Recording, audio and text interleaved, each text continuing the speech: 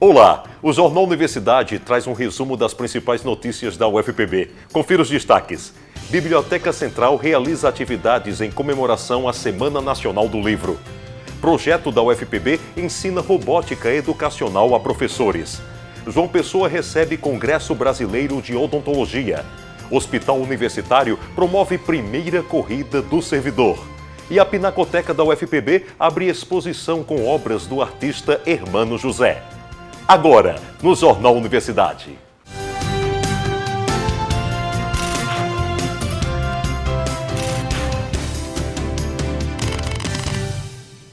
De 23 a 29 deste mês, a Biblioteca Central realiza diversas atividades em comemoração à Semana Nacional do Livro e da Biblioteca.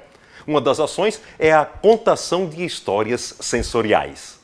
A contação de histórias sensoriais é uma técnica de narração de histórias para deficientes visuais, por meio da qual eles têm a possibilidade de desfrutar de um momento lúdico e criativo de incentivo à leitura, experimentando sensações diversas e recebendo estímulos durante toda a história, instigando o imaginário por meio de olfato, paladar, tato e audição.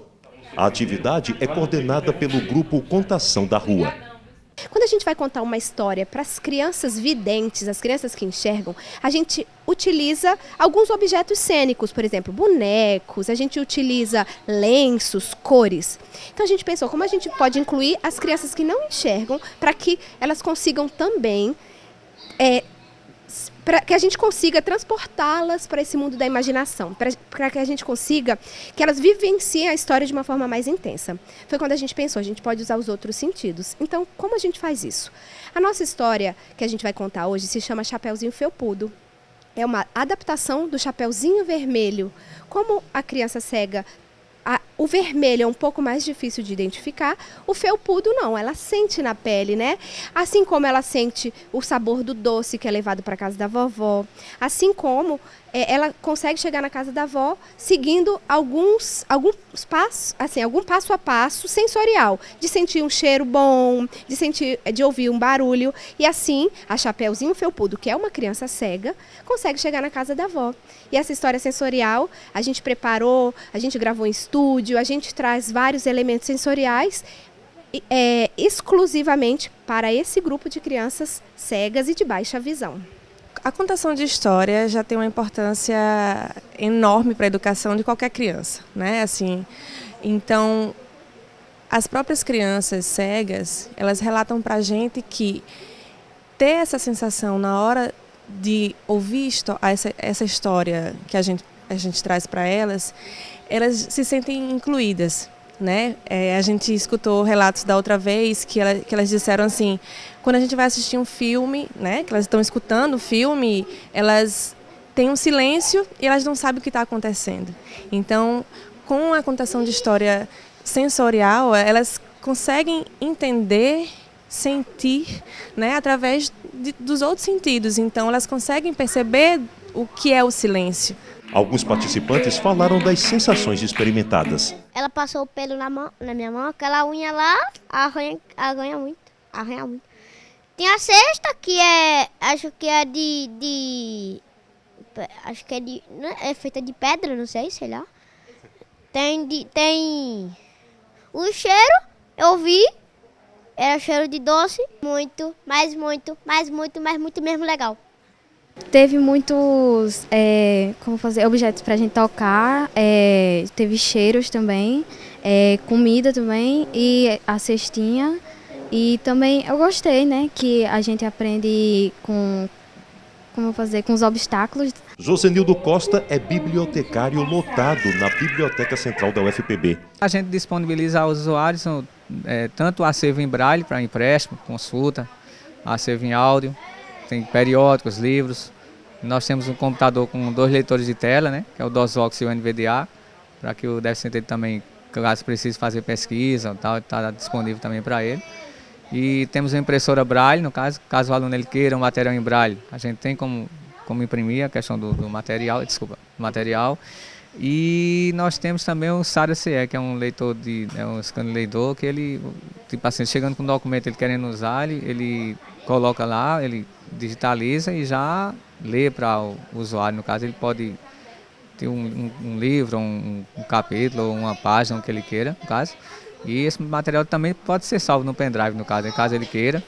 Ele reconhece TXT, RTF e outras extensões que pode ser salvo também para ele, no caso, ter em casa para estudar. A contação de histórias sensoriais é uma das ações promovidas pela Biblioteca Central do Campus 1 da UFPB em comemoração à Semana Nacional do Livro e da Biblioteca. Como também a ação Livros Livres, onde usuários podem passar em uma das bibliotecas participantes, como a Biblioteca Central, pegar um adesivo e desapegar, digamos assim, de um livro de literatura. Então, ele pega esse adesivo, cola no livro e deixa esse livro em algum local, uma clínica, um supermercado. E a gente sugere que registre, né, esse momento e publique com a hashtag BC Livros Livres, para que a gente possa publicizar nas nossas redes sociais. A Semana Nacional de Ciência e Tecnologia também recebeu destaque na Biblioteca Central. A programação aconteceu entre os dias 16 e 19 deste mês e foi aberta a toda a comunidade. Em alusão à 15ª Semana Nacional de Ciência e Tecnologia, cujo tema foi Ciência para a Redução das Desigualdades, a Biblioteca Central da UFPB promoveu treinamentos e palestras para o público em geral. Entre as atividades nós temos treinamentos online, a exemplo da EDS, que é uma ferramenta que permite uma busca integrada ao catálogo online do sistema de bibliotecas, e também treinamento online da base Target Guide Web, que é uma base de normas técnicas. Temos também o treinamento presencial sobre normalização e uma palestra que tem como tema a importância da pesquisa. Ao apresentarmos diversas fontes de informação, como se fazer um melhor acesso, como se ter um melhor acesso à informação, a gente contribui para uma ciência com uma redução da desigualdade. Uma das atividades realizadas foi um workshop sobre realidade virtual na educação, vinculado ao projeto EduExperience, do Laboratório de Estudos e Práticas Pedagógicas Interdisciplinares, o LEP. A realidade virtual, ela não foi criada especificamente para a educação. Na verdade, ela tem sido mais usada pelo marketing, pela arquitetura, pela engenharia e também pelos militares para treinamento. Mas na educação, né, é um movimento recente, mais precisamente de 2014 para cá, e ela tem sido usada para simular situações, né, de experiências que não é possível fazer dentro da sala de aula. Por exemplo, né, nós podemos, a partir do uso do dispositivo, que é o que a gente vai utilizar aqui hoje, que é o óculos cardboard, um óculos de realidade virtual, que pode ser feito com papelão, fabricado artesanalmente. Um professor pode levar os seus alunos a uma visita a um museu em qualquer parte do mundo, como, por exemplo, o Museu do Louvre. Então, você pode levar os seus alunos para visitar o Museu do Louvre sem sair da sala de aula. Maria Aparecida Cruz é aluna do curso de hotelaria da UFPB.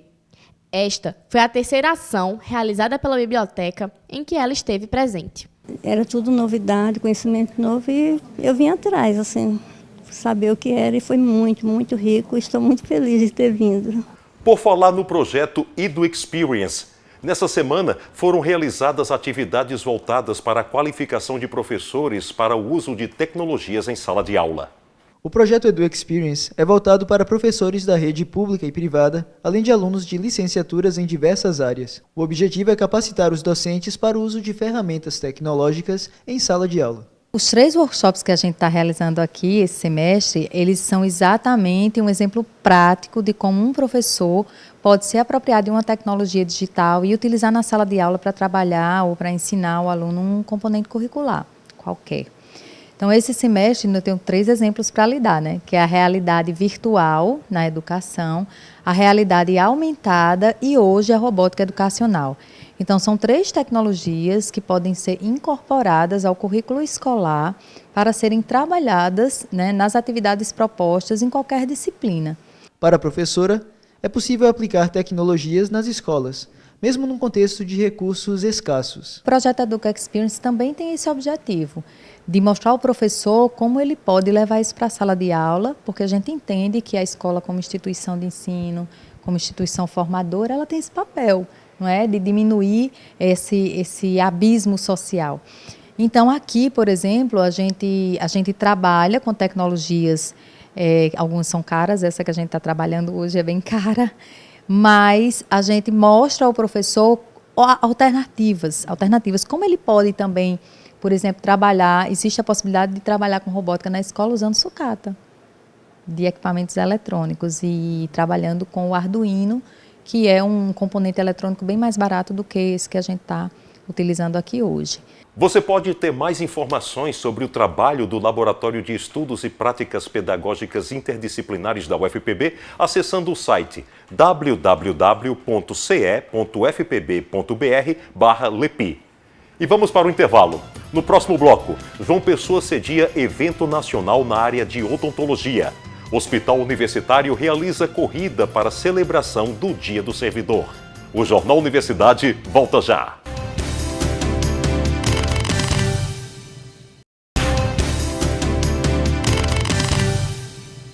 Nesta semana, o Hospital Universitário Lauro Vanderlei promoveu uma corrida no Campus 1 em comemoração ao Dia do Servidor Público, celebrado em 28 de outubro. Logo cedo, por volta das 7 horas da manhã, começaram a chegar ao estacionamento do Hospital Universitário Lauro Vanderlei os participantes da primeira corrida do servidor do HU, uma das atividades alusivas ao Dia do Servidor Público, comemorado em 28 de outubro. Isso é uma rotina aqui dentro do hospital, a gente fazer comemorações que tem um cunho social. E além do cunho social voltado para os pacientes e seus acompanhantes, a gente também faz alguma coisa que junte os funcionários, que agregue eles cada vez mais à nossa gestão.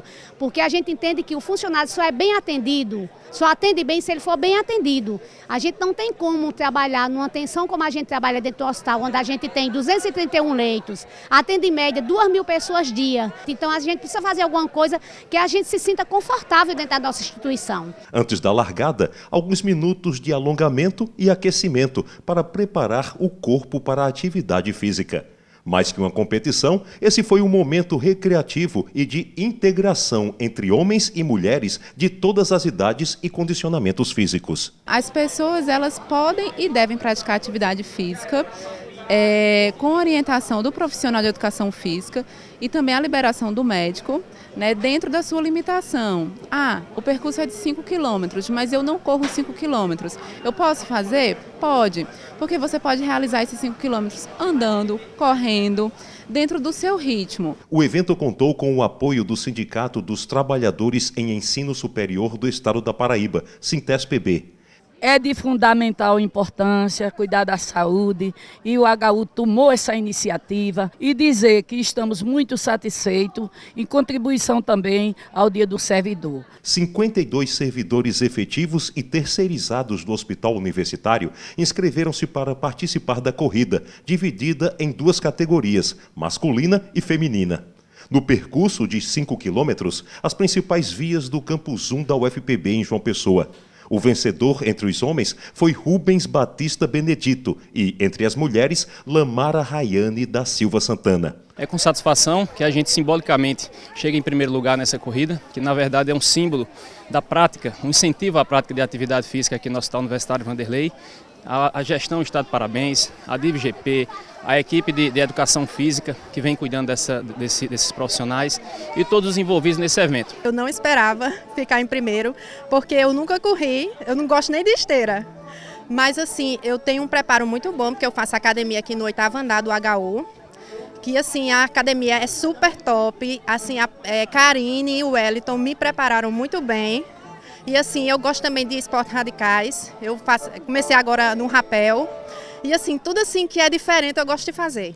Os campeões e vice-campeões de cada categoria receberam troféus e medalhas foram distribuídas a todos os participantes. No fim, os servidores se confraternizaram com muita água, sucos e frutas. A UFPB está realizando ações em todos os 4 campi da instituição em alusão ao Dia do Servidor.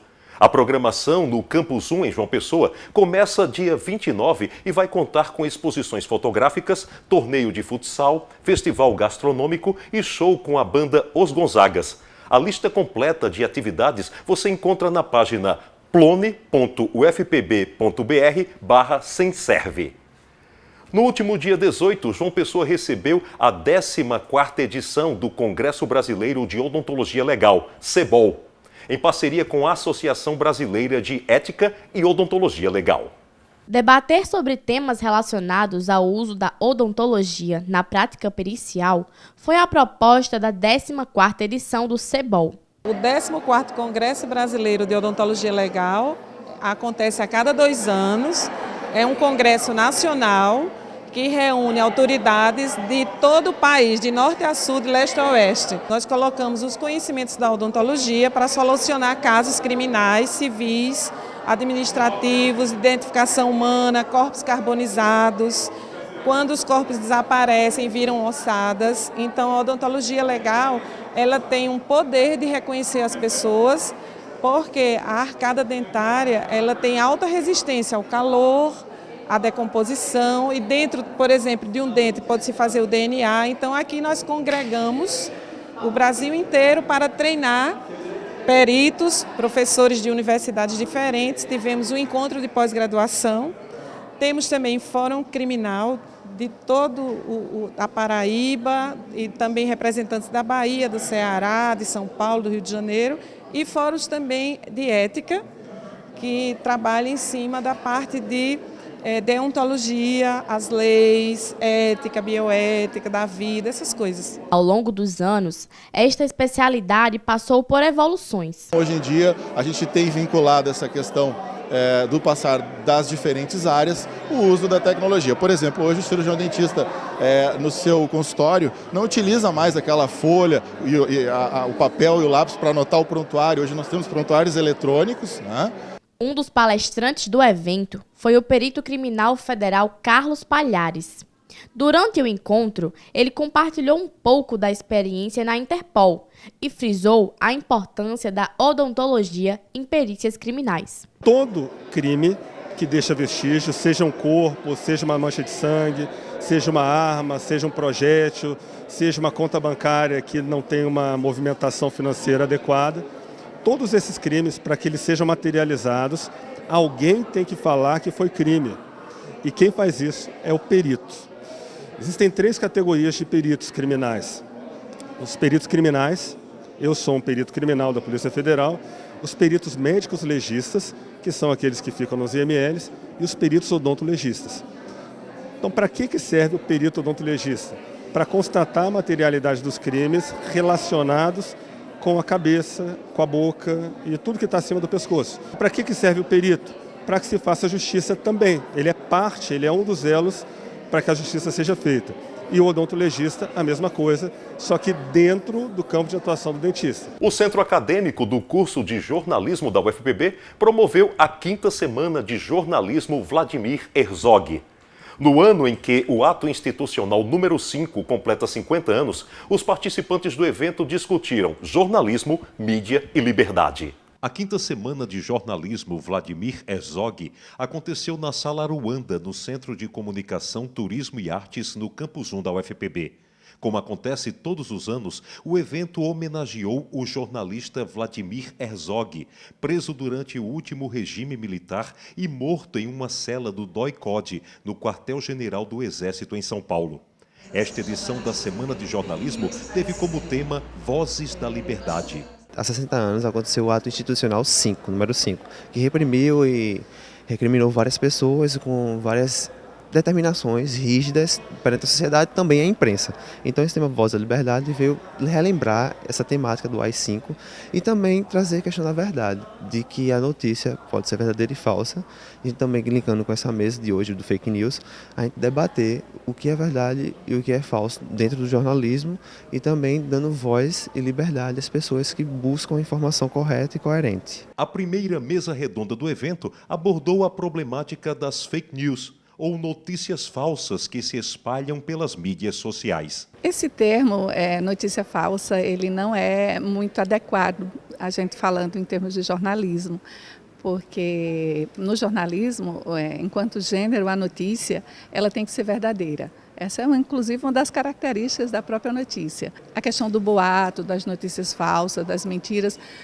O jornalismo sempre lidou com isso. Isso não é nenhuma novidade. No caso do nosso momento atual, é porque a gente tem a internet e isso prolifera de uma forma muito mais rápida, né? Você dispara ali milhões de notícias falsas. Então, essa velocidade, a novidade é essa velocidade. A divulgação de fake news causa sérios prejuízos ao verdadeiro jornalismo. Afeta, sim, a credibilidade do próprio jornalismo, porque há uma tese na sociedade, e é só uma tese, de que todo mundo que produz conteúdo é jornalista. A gente precisa separar isso. Nem todo mundo que produz conteúdo é jornalista. Existe o produtor de conteúdo, que somos todos nós, a gente pode produzir, temos meios de produção, compartilhamento de informação, mas a produção de conteúdo jornalístico tem a ver com uma ação profissional que busca a apuração, que busca a pluralidade, que busca a polifonia, que busca o respeito à sociedade, à justiça social. Óbvio que há distorções, mas em tese o que a gente está falando é de produção de conteúdo jornalístico ou produção de informação que, de certa forma, tem respeito à sociedade, tem respeito aos efeitos de sentido na sociedade, e não qualquer tipo de informação. A própria evolução da tecnologia colabora para que um número cada vez maior de pessoas seja atingido pelas fake news. No passado, para você atingir um grupo grande de pessoas, você precisava de uma televisão, de um rádio, um jornal. Hoje não, hoje você tem redes sociais onde você coloca uma informação. Se a sua informação conquistar a audiência, né, chamar a atenção das pessoas e as pessoas curtirem, comentarem, compartilharem, a sua informação vai, né, via Facebook, via Instagram, vai ser distribuída para um número grande de pessoas. Uma série de organizações de combate à proliferação de notícias falsas tem usado de procedimentos rigorosos de checagem de informações para esclarecer fatos. A sociedade tem que intensificar esse combate às notícias falsas. Existem no mundo, pelo menos dados até de dezembro de 2017, 137 plataformas de fact-check no mundo. Isso precisa aumentar, a sociedade precisa continuar vigilante, e eu acho que é isso. Acho que a gente tem que, na verdade, abrir o debate. É muito importante que nessa semana, aqui na universidade, nós estejamos discutindo esse tema, e acho que é um tema que tem que ser permanente, tem que participar de fóruns permanentes de discussão com a sociedade.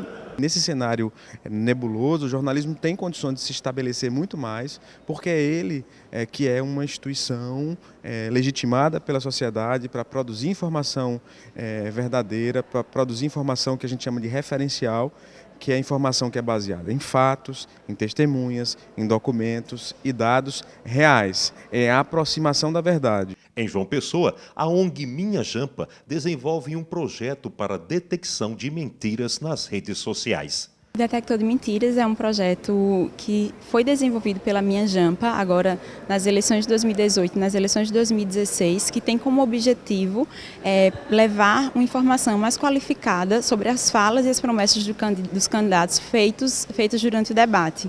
Então, em 2016, a gente acompanhou as falas dos candidatos durante 2 debates realizados, junto com a equipe de especialistas e uma equipe de voluntários, que permitiram que esses especialistas em políticas públicas fizessem uma análise mais qualificada sobre falas, promessas e dados apresentados durante o debate e, simultaneamente, a gente gerasse e publicasse esses cards para a nossa base, nossos membros que acessam e acompanham a Minha Jampa no Facebook, no Instagram e no WhatsApp.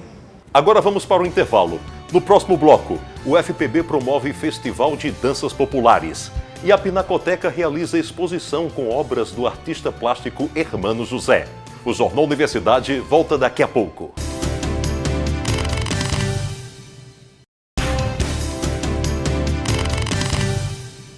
Estamos de volta. A 26ª edição do Festival de Danças Populares da UFPB trouxe para o Centro de Vivências do Campus 1 apresentações de alunos de 18 escolas públicas. Confira. Há 13 anos, o Festival de Danças Populares, coordenado pelo professor Marcelo Bulhões, faz parte das atividades promovidas todos os semestres na UFPB. Este é um projeto vinculado à disciplina de manifestações culturais, com alunos do 6º período de Educação Física. Os alunos aprendem comigo 27 danças do Brasil inteiro, de todas as regiões do Brasil, vão às escolas, ensinam essas crianças, essas 27 danças, e trazem essas crianças para dançar aqui no festival dentro da universidade. Nós já atingimos nesses 26 edições mais de 7 mil crianças de escola pública e quase 600 escolas já foram atingidas, entre escolas, necessariamente turmas de escolas diferentes. A abertura contou com a apresentação da professora de dança Nara Souza, que participa do evento desde 2012. A dança, ela conta uma história através dos movimentos, né? Além do conteúdo, de fazer conteúdo mesmo da educação das crianças, né? Em relação ao desenvolvimento motor da criança, psicológico, afetivo, né? Social. E a dança, ela faz isso na escola, ela une. Emanuel José foi um dos alunos responsáveis por ministrar aulas de dança típica gaúcha para uma turma do 1º ano de uma escola da capital. Foi ótima a experiência de ensaiar com eles, porque eles foram uma turma super receptiva, se interessaram pela cultura popular, o que é muito difícil hoje em dia, você convencer os jovens a se interessar pela cultura popular. Isso contribui para mim na minha formação de docência, né? Porque eu pretendo trabalhar com isso, eu gosto de ensinar e eu amo a cultura popular. Mais de 300 crianças de 18 escolas públicas foram beneficiadas com um projeto. Uma delas foi Jefferson Nascimento. Foi muito legal, a gente fez grupo, a gente trabalhou muito, 5 dias a gente trabalhou. Aí eu aprendi já. Eu gosto porque a dança, a pessoa se diverte, parece que a pessoa está contente pulando. O livro A Bagaceira, escrito por José Américo de Almeida há 90 anos, foi tema de uma mesa redonda no Centro de Comunicação, Turismo e Artes da UFPB. O livro A Bagaceira completa 90 anos em 2018. Para celebrar o 90º da obra, 3 professores do Departamento de Jornalismo da UFPB promoveram a mesa redonda 90 anos de A Bagaceira, o escritor, a obra e a crítica. Isso é uma homenagem a José Américo de Almeida, fundador desta universidade, e a sua obra também, o romance A Bagaceira, que é basilar para o romance moderno brasileiro. É uma homenagem ao escritor e também ao político. Lançada em 28 de fevereiro de 1928, A Bagaceira é uma história trágica de amor que serve como pretexto para denunciar a questão social na Paraíba e no Nordeste, em especial o aspecto da seca e da necessidade da população. É um romance que explora a oralidade, explora o encontro entre o sertão e o brejo, e explora a questão do falar regional. Então, A Bagaceira é um marco do modernismo, do regionalismo, e, de certa maneira, é um romance que abre as portas para outros escritores tentarem, como Zé Lins do Rego e entre outros, explorarem uma linguagem regional e que, ao mesmo tempo, é universal. Porque quando você fala da sua aldeia, você também traz questões que são universais. O autor da obra, o paraibano José Américo de Almeida, morto em 1980 aos 93 anos, era romancista, ensaísta, poeta, cronista, político, advogado, professor universitário, folclorista e sociólogo brasileiro. O homem José Américo de Almeida, ele é um homem dinâmico, ele é um homem inteligentíssimo, intelectual brasileiro, é um homem conhecedor, inclusive, desse território, né, que constrói a sua obra, tanto do ponto de vista literário quanto do ponto de vista sociológico, a partir desse lugar de origem, né, dando grande contribuição à nação brasileira. A Pinacoteca da UFPB, localizada no 1º andar da Biblioteca Central, inaugurou esta semana uma exposição com obras do artista paraibano Hermano José. Intitulada Cabo Branco Até Quando?, a mostra do artista Hermano José traz uma seleção de 33 obras doadas pelo artista à UFPB em 2014. Esse acervo é muito valioso e nós temos um projeto de extensão pela PRAC, que é para a divulgação desse acervo. Nós já fizemos um mês passado com o Rossini Pérez e esse mês a gente está fazendo das obras do Hermano José. A exposição do pintor, natural da cidade de Serraria, traz uma crítica à falta de incentivo para a preservação e o equilíbrio ambiental. Ele fez questão de registrar as falésias do Cabo Branco, a Barra de Gramame. Nós temos essas obras aqui, desde 47 que ele faz esse registro. Ele começou registrando só para dizer como é que era e para as pessoas que vinham depois, né? Para a gente saber a evolução dos lugares. E depois ele começou a fazer como denúncia. Ele militava na área de militância ecológica e ele fazia denúncias, né? Ele participou do plano diretor de João Pessoa, que limitou a área da orla. Os prédios só podem ter 4 andares, né? Isso aí foi uma ação de denúncia, de empenho do professor Hermano. E aí ele começou a registrar bastante o Cabo Branco. A gente tem 5 obras dele aqui só do Cabo Branco, anos diferentes. Quando chegou em 90, ele fez uma gravura que está no acervo da Pinacoteca, que fala Cabo Branco até quando? E aí é a nossa exposição. Falecido em 2015, Hermano José não foi só um artista de renome, mas também um educador de papel fundamental para a UFPB, onde foi professor. Ele foi o fundador da Pinacoteca, professor, escritor, filósofo, cenógrafo. São muitas as atribuições do professor Hermano José. E essa exposição que se intitulou Cabo Branco até quando está muito em voga, porque hoje nós temos, de fato, um risco muito grande com a barreira do nosso Cabo Branco, numa perspectiva, inclusive, de que até quando nós seremos o ponto mais oriental da América do Sul. A exposição fica aberta até o dia 23 de novembro, de segunda a sexta-feira, das 7h30 da manhã às 9h30 da noite e aos sábados, das 8 às 11 da manhã. O JU fica por aqui. Você pode acompanhar essa e outras edições do Jornal Universidade no canal da TV UFPB no YouTube. Obrigado por sua companhia e até o nosso próximo encontro.